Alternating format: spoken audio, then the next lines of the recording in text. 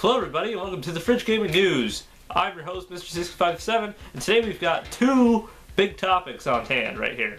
First off, Pokemon X and Y has just been announced and it's the 6th generation of Pokemon games now.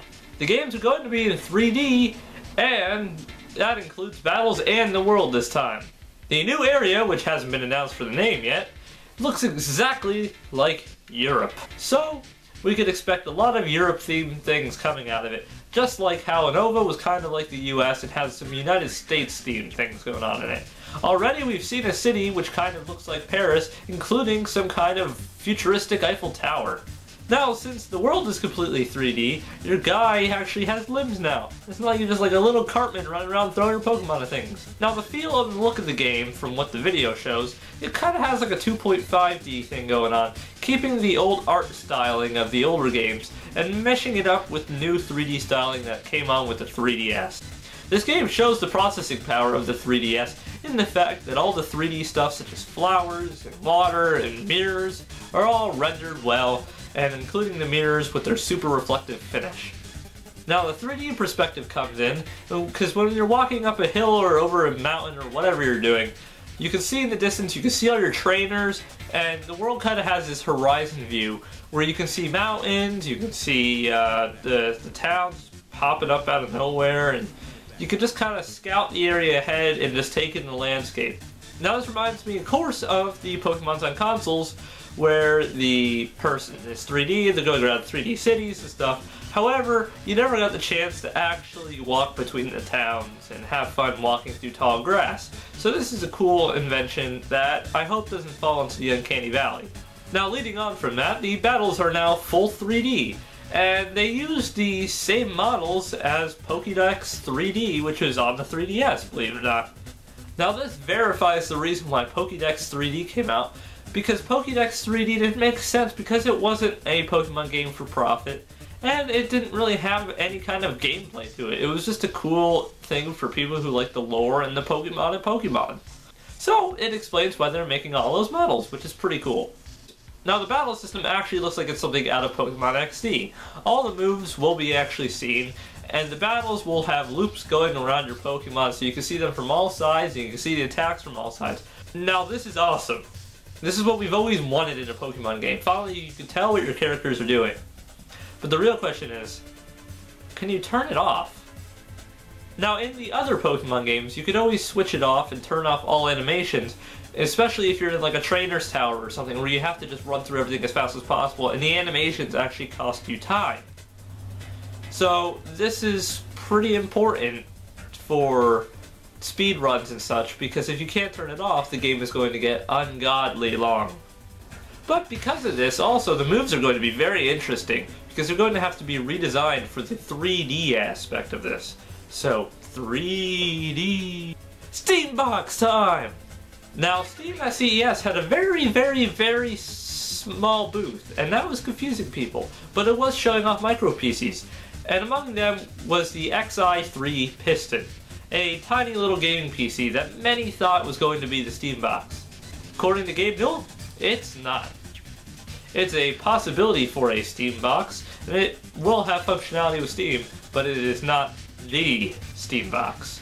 According to Newell, he wants a controlled environment. In other words, there's going to be 3 levels of Steam box. The first level is good. This level of Steam box will essentially be an Ouya or some kind of other powered console. Naturally, it will be running on Linux, so it won't be Android or anything. But it has hardware that is just powerful enough to support streaming, such as OnLive, or streaming from something that can be combined with Steam. So, in other words, this will be something that will combat the smaller consoles coming out this year, and may be released next year, in the future, it doesn't matter, no one's known. Now, on to the better category. The better category is the controlled hardware category. Now, controlled hardware refers to the fact that Gabe doesn't want anything that's super crazy in this console. He just wants the things that would make it standardized. He doesn't want an optical drive, and he doesn't want any kind of super crazy. He just wants it essentially to compete with this stuff behind me here, including the NES. He doesn't want anything super powerful and over the top that will crush all the other consoles, but he just wants something standardized that will run most Steam games. Now, Newell has run into a lot of problems with this because every hardware company he's gone to has been like, this is going to be your better version. And they've thrown in an optical drive and superpowers and ninjas and stuff and profit. But anyway, Newell said that he doesn't want any of that because the problem is reducing his idea of the standardized console.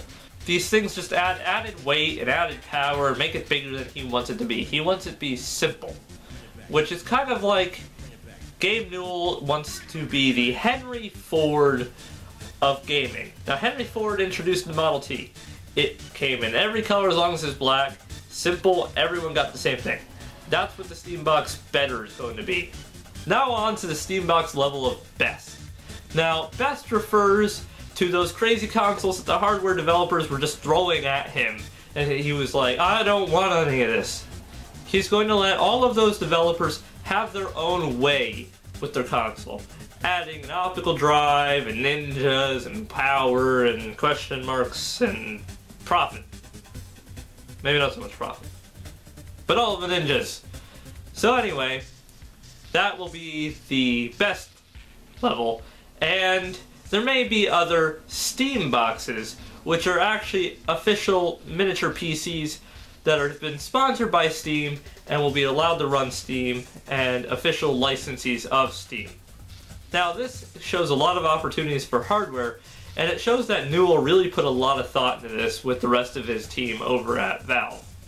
Now, the controllers for the Steam box will not use motion control because that is the work of the devil. Instead, they will use biometric data. Now, biometric data is stuff like heart rate, body temperature, etc., etc., etc. And if you don't want the controller stealing your soul out from the palms of your hands, you can always go for the optional suppository. Now, Phil Harrison, an executive at Microsoft Studios, has his own opinion on this matter. He says entering the hardware business is a very hard business to enter. You have to have great fortitude and deep pockets. It's not for anyone, essentially. Now, he says he recognizes that Steam is a great part of the PC market, but he believes that it is not something to benchmark Steam against. He also says that Xbox Live is very big, and he doesn't believe that Steam, even if you do compare it, does not compare to Xbox Live because of the sheer mass and how it is designed. Now, of course, I do have my own opinions on this. First off, Gabe Newell is a millionaire, which makes him have very deep pockets. Second off, Steam and Xbox Live are very comparable, and they have many of the same features, including the fact that also Steam is free. Anyway, that's just some food for thought. I don't know. I guess the only thing we can do is wait and play more NES. So, until then, remember guys, stay cool with the fridge.